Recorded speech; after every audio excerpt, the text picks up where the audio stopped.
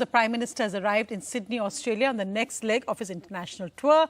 This as he was earlier in Papua New Guinea, where countries like Fiji and Papua New Guinea conferred their country's highest honours on him. He was named Companion of the Order of Fiji, also named Companion of the Order of Fiji.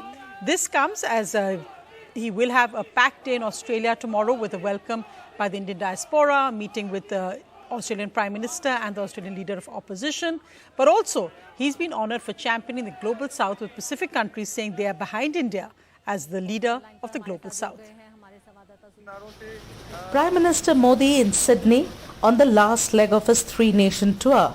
Euphoria among Indians at the Sydney airport. Before landing in Sydney, PM had an eventful visit embellished with the highest honour to Papua New Guinea.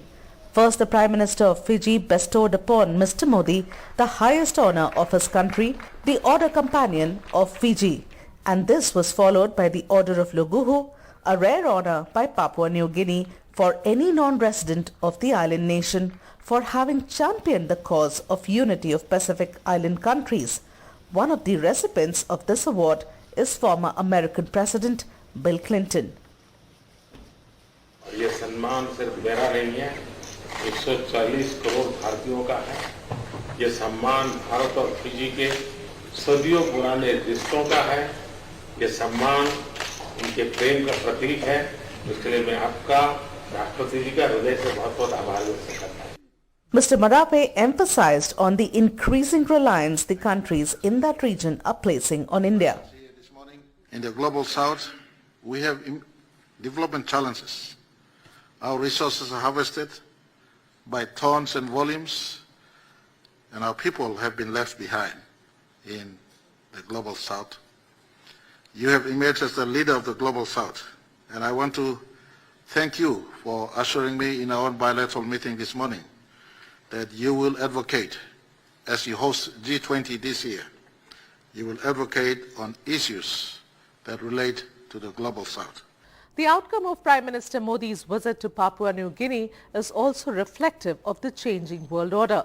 The Pacific Island nation making exception after exception for the Indian Prime Minister and seeking his help further their cause on international forums is a sign of the dominant role India will be playing in years to come. Meanwhile, while addressing the third summit of the Forum of India-Pacific Island Cooperation, Prime Minister underlined the importance of free, open and inclusive Indo-Pacific. Amidst fears of China trying to influence the Pacific Island nations, the statement of Mr. Modi attains significance. आपकी तरह हम multilateralism में विश्वास रखते हैं, free, open और inclusive Indo Pacific का समर्थन करते हैं। सभी देशों की संप्रभुता और अखंडता का सम्मान करते हैं। ग्लोबल साउथ की आवाज भी यूएन सुरक्षा परिषद में बुलंदी से उठनी चाहिए। इसके लिए अंतर्राष्ट्रीय संस्थाओं का सुधार हमारी साझा प्राथमिकता होनी चाहिए।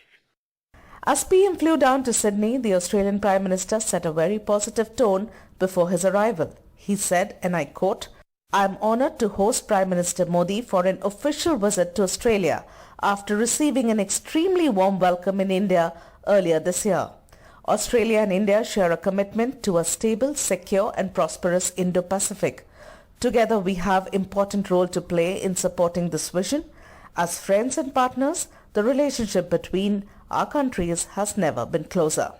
He will hold bilateral meetings with the Honourable Prime Minister of Australia, Anthony Albanese, also call on Governor-General David Hartley, and have meeting with Leader of the Opposition, Peter Dutton. Despite the cancellation of Quad Summit in Australia, Prime Minister Modi still has a packed schedule ahead. Apart from the big meetings, all eyes will be on a gala community event organized to welcome him by the Indian diaspora, for which preparations have already been underway for months. With Bureau Inputs, Megha Prasad for NDTV.